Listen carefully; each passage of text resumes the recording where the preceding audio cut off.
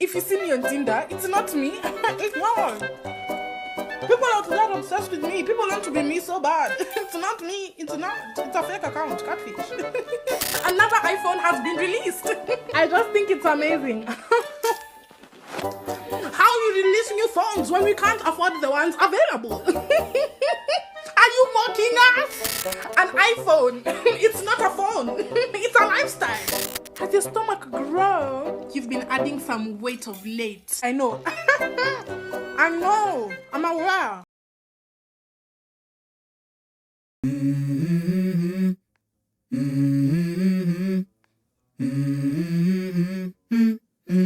Let's go.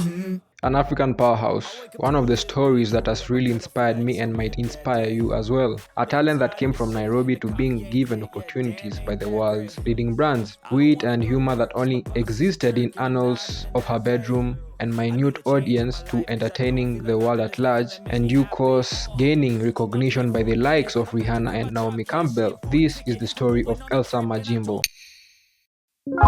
Wasn't very into anything that happened around me. I don't know, I just saw this life every single day where we had the dads and the moms go to work, and that was literally their whole lives. And I think from a young age, I just knew that's not what I wanted. Born and raised in Nairobi, Kenya, in a household of 4 children, her being the second born, not much is known about her childhood, as she rarely talks about it. Even so, she was raised in a rather fortunate environment with family, in which was very memorable to her, as she says it was crazy when interviewed by Anas Bukhash. How was your childhood, Elsa?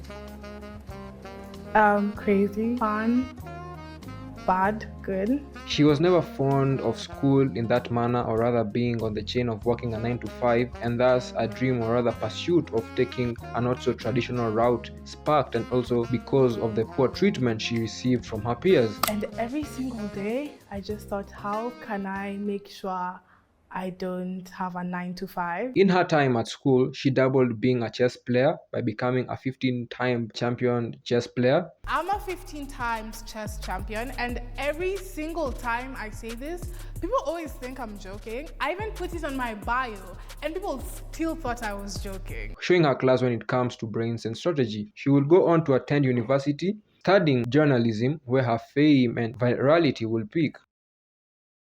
12th March 2020, COVID-19 hits.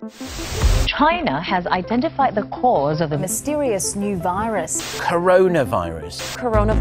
There are fears a rapidly spreading virus has reached Australia. This is a rapidly emerging situation where there is not a cause for alarm. The first US case has been detected. There's confirmation the coronavirus has reached Australia. China is urging its citizens not to travel abroad as it struggles to contain the virus. We will be standing up Christmas Island as a quarantine area.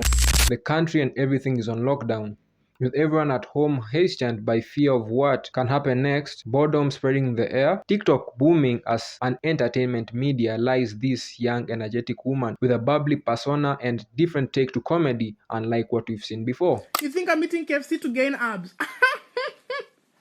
You think I eat Domino's to gain muscles? As far as I'm concerned, my future contains me being a comedian, not a model. You're starting to gain pimples. Are they your pimples? Are they your pimples? If I want, I'll buy the whole of McDonald's. And you won't stop me? You won't. You won't. You should consider going jogging more often. Don't you think you should go to the gym? I'm not an athlete. I'm not. Do I look like I'm preparing for the Olympics? Do I? Actually, if you think about it, I'm promoting the economy. I'm buying food, paying taxes. I'm here building my country. It's called being patriotic. She goes viral, and even Comedy Central reposting her work, especially in South Africa where her core audience lies. This in turn changed her life forever, amassing a large following in the time period. Many doors will come opening to her, with the likes of Rihanna, Naomi Campbell reaching out in her DMs, meaning that she had reached an international audience. You went from 7,000 to 2 million followers since last March, which is amazing. How are you taking this all in? I love it. First of all, I get free clothes, I get money. It's amazing. Tell me all the people that slid into your DMs. I know I did. my biggest fangirling moment is Rihanna. 2 days ago, it was Rihanna's birthday, right? And she told me, I was like, happy birthday. And she was like, oh my gosh, she's like, I love you, Queen. I took a screenshot and I made it my profile picture on Twitter. And I was like, I'm never changing this. So definitely Rihanna, the hardest. Naomi's was crazy. The first time I texted her, I asked her, I was like, what's the one fashion advice you can give me? And she was like, never wear Crocs. Crocs are ugly. They're like the worst thing to ever happen. And I was like, girl, yeah. And at that moment, I was wearing Crocs. I feel like once an act from another country breaks America, then in some way you've arrived in this new level where more opportunities are given to you. Take the likes of Rema, Ira Star, Burna Boy, came from the African continent and have taken the American market by storm.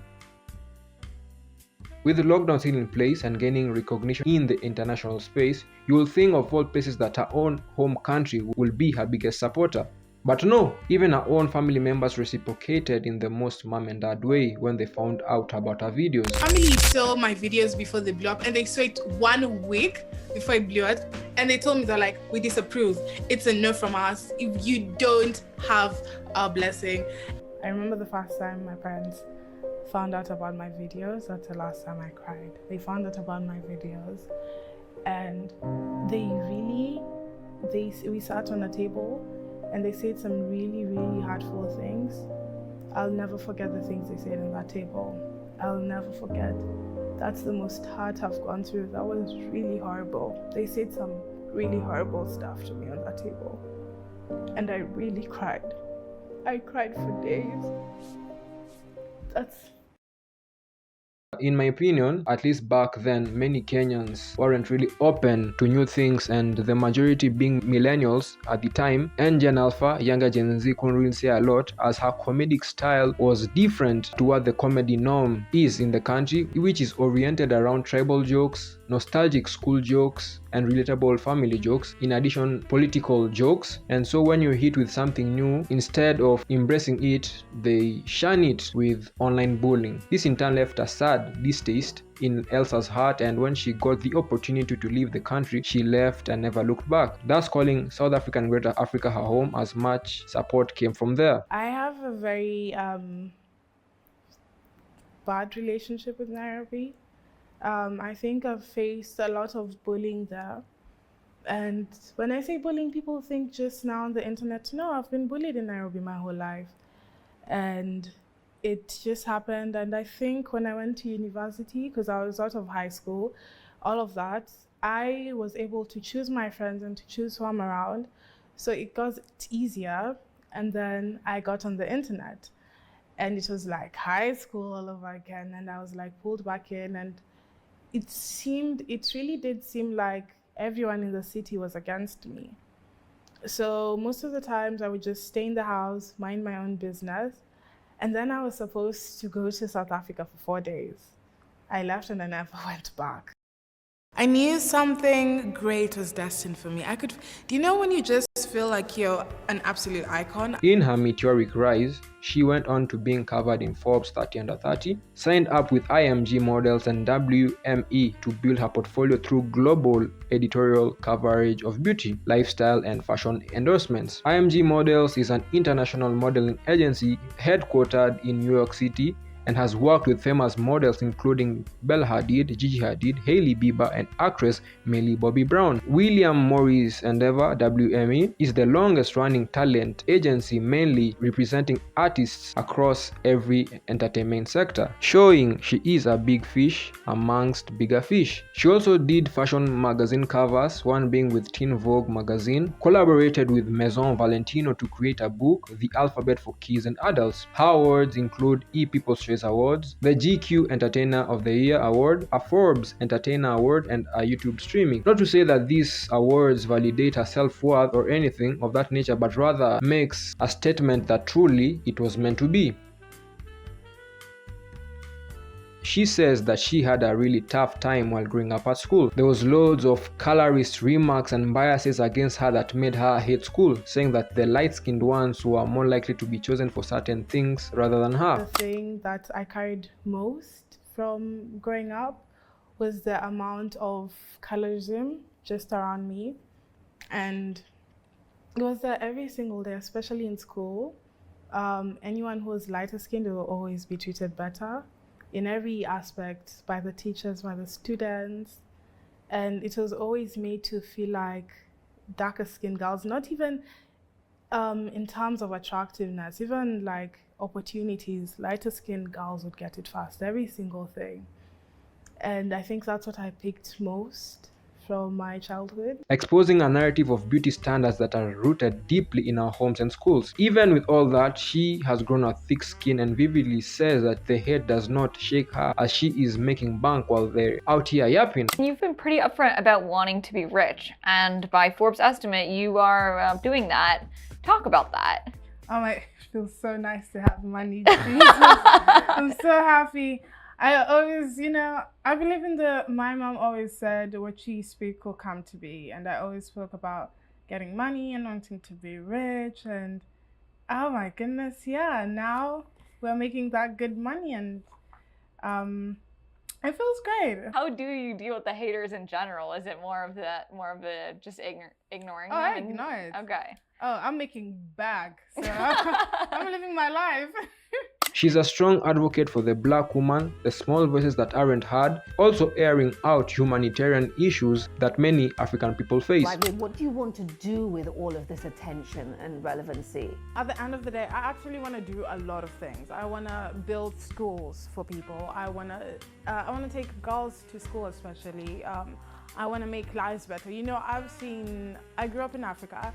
And I now live in America. I used to travel a lot as a kid, but I didn't realize how different lives are until I actually lived in a space where life was so different. People in Africa have it so hard and so bad, and it's... Well, so many people, but it's, So many people. Yeah. No, they're different, but I never grew around Congo, but being that close to Congo, I know what happens in Congo, things like those. So I want to do things that would help change that. And I just tried doing small things like diamonds. I vowed to myself one day that I would never wear diamonds because I wore them one day and all I could think about is what's happening in Congo. I know what's happening. Why would I wear this? And I grew so close to that. With all that said, we can truly say that Elsa Majimbo is here to stay and hope the best for her in her future and career.